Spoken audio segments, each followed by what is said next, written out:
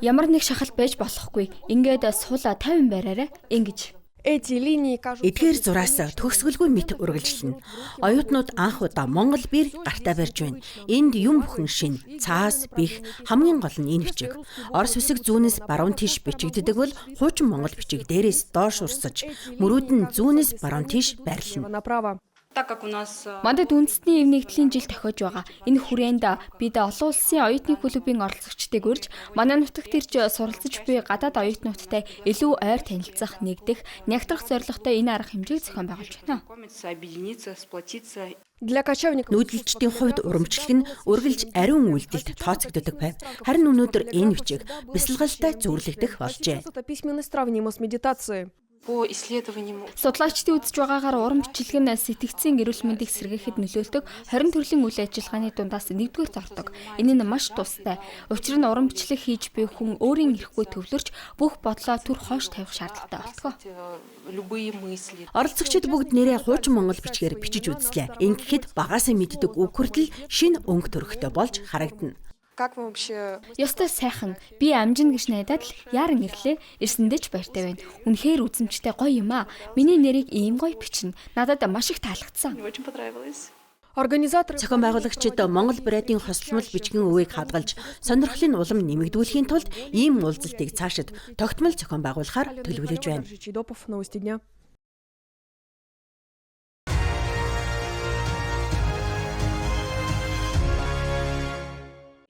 Муниципальная программа развития. Боловсролын хөгжил хотын хөтөлбөр Улаанүдэд 2019 оноос хэрэгжиж байна. Энд ерөнхий болон нэмэлт боловсрол, хүүхдийн амралт зэрэг олон чиглэлийн цогц арга хэмжээнүүд багтдаг. Отдых и многое другое. 2025 оны 12 дугаар сарын 31-ний байдлаар манай боловсролын хороод харьяалагдах 118 байгууллага ажиллаж байна.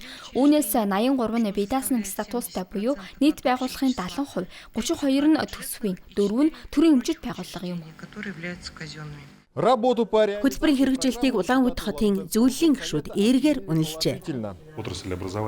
Боловсрол бол хамгийн өргөн хүрээтэй, хамгийн их төсөв шаарддаг салбар. Олон асуудлыг шийдсэн, мэдээллийг амжилттай хүргэж чадсан гэж үзэж байна. Депутатууд сонсож, асуулт асууж, ажлын цар хүрээг өндөр үнэлсэн юм а. Мөн залуу багш нарыг дэмжих арга хэмжээгч хилцсэн байна. Брэдийн нийслэлд хэд хэдэн хөтөлбөр хэрэгжиж байгаач хөдөө орон нутгийнхаас харьцангуй хязгаарлагдмал хэвээр байгаа. Энэ асуудлаар ажлын хэсэг байгуулсан, тэнд бүх нарийн ширийн зүйлийг хэлэлцэн. Ямар чиглэлд явж байгаагаа ойлгож байгаа. Энэ он дахиж гарна гэж найдаж байна. Дэмжлэгийн арга хэмжээг зөвхөн боловсрол төдийгүй нийгмийн бүх салбарт нэмэгдүүлэхээр төлөвлөжээ. Руслан Хороших, Сергей Медведев. Новости дня.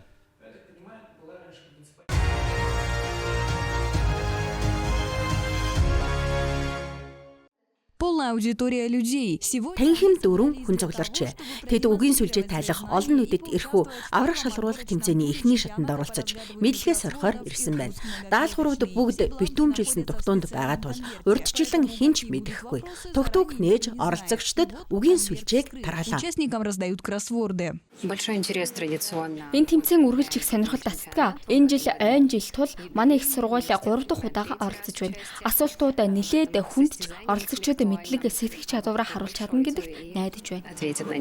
Как раньше называлась улица Володарскийн гудамжийг өмнө нь юу гэж нэрлэдэг байсан бэ? Эрхүүгийн хамгийн залуу Оросын холбооны улсын баатар хэн бэ? Хотын кинотеатрын нэрийг өгсөн эмэгтэй хэн бэ? Асуулт болгон амаргүй. Гэвч оролцогчид өөдрөг байна. настроены оптимистично. Жинхэнэ шалгалт өгч байгаа мэт тогтолж байна. Асуултууд их сонирхолтой. Заримийнх нь хариуг мэдэж байгаа. Учир нь би эрхүүгийн уугуул иргэн хоттой хайртай. Интеллектуальное состязание. Энэхүү оюуны тэмцээнийг эрхүү сонин 5 дахь удаага зохион байгуулж байна. Зохион байгуулагчдын гол зорилго нь эрхүүчүүдэд төрж өссөн нутгийн хайрлах сэтгэл, сонирхлын төрүүлэхэд оршино. Тийм ч учраас тэмцээн зохион байгуулах талбайнтай жил ирэх тусам олширсоор байна. Зарим байршил нь бүр гайхшрал төрүүлэхээр ажив. Даже могут удивить. Энэ жил биднээс 14 дээр хүмүүжүүлэх колонд тэмцээн зохион байгуулж өгөхийг хүссэн юм. Тэнд нэг дор 3 тэмцээн явуулна. Суурьшлийн бүсийн эмэгтэйчүүдийн дунд мөн колон дотор 2 тэмцээн болно. Надад их сонирхолтой санагдсан нэг санаа бол Восточно-Сибирский путь гэдэг сонирх байсан. Тус сони эрхлэгч Александр тэмцээнийг цахилгаан галт тэрийн зохион байгуулалт санал гаргасан юм. Орой 6 цагийн орчим 1 цагаас дээш хугацаанд цахилгаан галт тэргээр зочж байгаа хүмүүс 100 орчим үгийн сүлжээ тараах юм лээ. Второй тур Хоёрдугаар шат буюу финалийн тэмцээн ирэх 4-р сарын 25-нд болно. Элина Сабинникова, Сергей Коваленков специально для программы «Новости».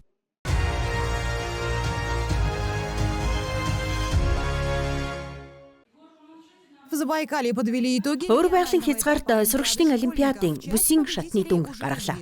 Ялагчдын зарим нь хэдийнэ тодорсон ч онооны тооцоо үргэлжилж байгаа тул эцсийн жагсаалд хараахан бүрдээгүй байна.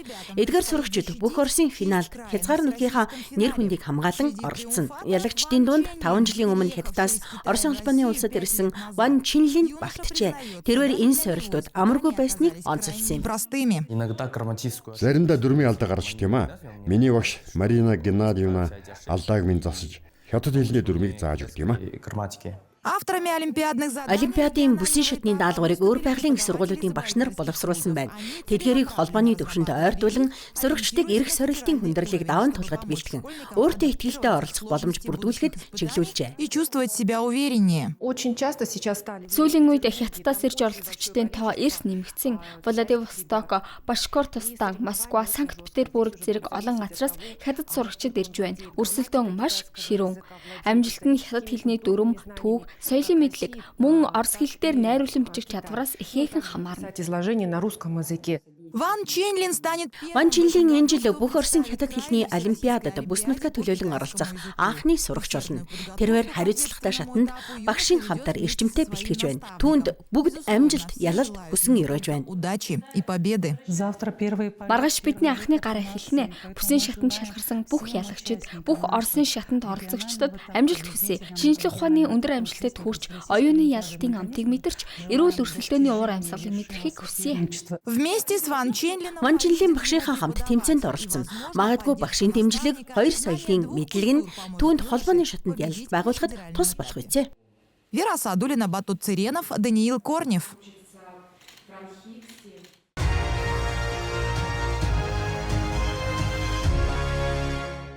На строительной площадке высшей Хөгжмийн сургуулийн барилгын талбай дээр ажил ийд өрнөж байна. Одоогоор цонхны хийц суйрлуулж, агааржуулалттай фасад угсарч, бохирус, дулааны шугам, сүлжээг татаж байна. Гүйцэтгэгчдийн хэлснээр үндсэн барилгын материалуудыг аль хэдийн бүрэн хангажээ. длины.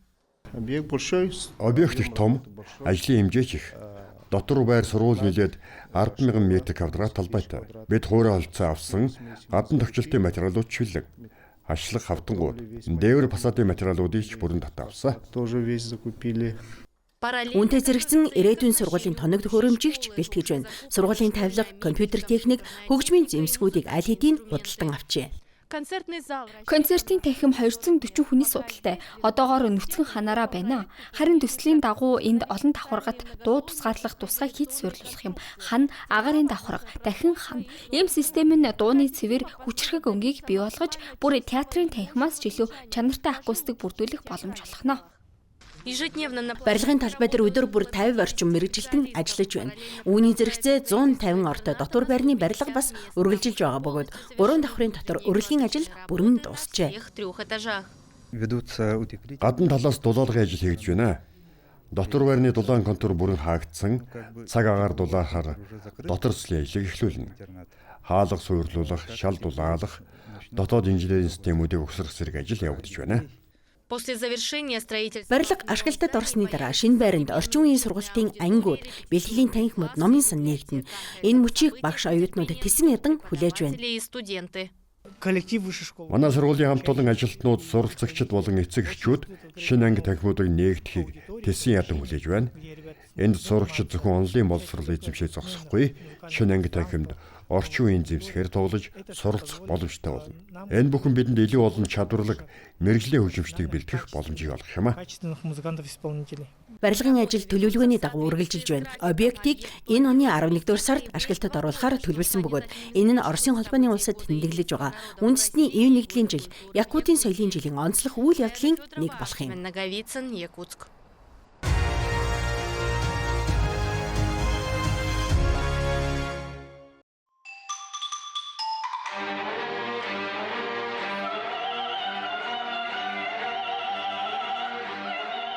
Симфония посвящения Домогт хөгжмийн зохиолч Бенжамин Бринтэнд зориулсан симфоноор наадмыг нээсэн нь тэмч түгээмэл сонголт биш юм. Гэвч яг ийм цомхон атлаа төгшүүртэй аялгын дунд зөвлөлтийн нэрт хөгжмийн зохиолчдын нэг Дмитрий Шостаковичийн онцгой хавьяас тодрон гарч иртээ. Дмитрия Шостаковича. Ер нь энэ бүтээл нилээд гүн баг зэрэг бараан өнгө альстай ч сонсогчийг амьдралын үндсэнийг талаар ботход хүргэдэг. Ингэснээр нээлтийн хөтөлбөрөөр дэлхийн дахны өнөөгийн нөхцөл байдалтай ч давхцаж байгаа юм. Пятый российско-китайский фестиваль. Орос хятадын 5 дахь удаагийн наадамд бүс нутгийн өнцөг булан бүрээс сонгодог болон хятадын уламжлалт хөгжмийн сонирхогчид цугларчээ. Уралын бүсэд энэ хоёр урсгалын аль алинд нь дурлагсад хангалттай байдаг. Хоёр өөр хөгжмийн соёл энд гайхалтай зохицож бие биенээ баяжуулж байна. И дополняют друг друга.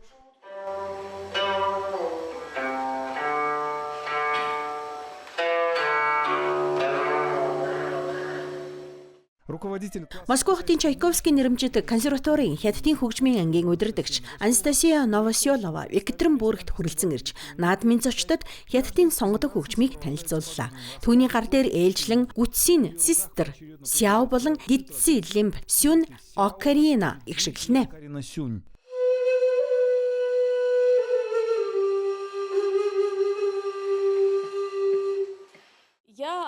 Би хөвчлэн өөртөө таалагдсан мөн үзүүлж буй зэмсэг бүрийн онцлогийг олон талаас нь харуулж чадах бүтээлүүдийг сонгон тоглодог.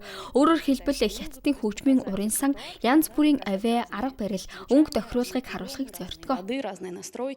Каждый из Танилцуулга бүр тухайн хөгжмийн зэмсэг болон тоглох бүтээлийн тухай дэлгэрэнгүй тайлбартай хосолж байна. сыграно. Дитсэлим тоглоход бүр чихний хингэрэгт зохилж байгаа мэт санагдаж, дотор ч чичирхээлэл мэдрэгдэж, урам зориг төрдөг. Харин гүйтсийн эсэргээрээ тайвшруулдаг. Каждый фестивальный день. Наадмын өдөр бүх сонгодог урлагийн шинэ нэгэн өнгийг нээж байгаа. Эхний өдөр Шостаковичийн 14 дугаар симфони гişилсэн бол хоёр дахь өдөр найрал дуу камерын хөгжим гişилсэн юм. Харин өнөөдөр эцэст нь хятадын сонгодог хөгжмийн ээлжирлээ. Удахгүй энд консерваторийн их танхимд наадам өндөрлөх юм. Тайзан дээр Орос хятадын шилдэг оюутан магистрантууд гарч ирнэ. России и Китая. Значительному вниманию Орос хятадын ойн баярын энэ наадамд ихээхэн анхаарал хандуулж байгаа нь хоёр улсын боловсролын харилцан солилцооны жилүүдтэй ч холбоотой. Уралын консерватори нь бүгд найрамдах хятад ард улсын оюутнуудын хамгийн их сонгон суралцдаг их сургуулиудын нэг бөгөөд энд хятадаас ирсэн 100 гаруй оюутан сонгодог хөгжмийн үндэс нарийн ширээнийг эзэмшиж байна. Екатеринбург, Россия.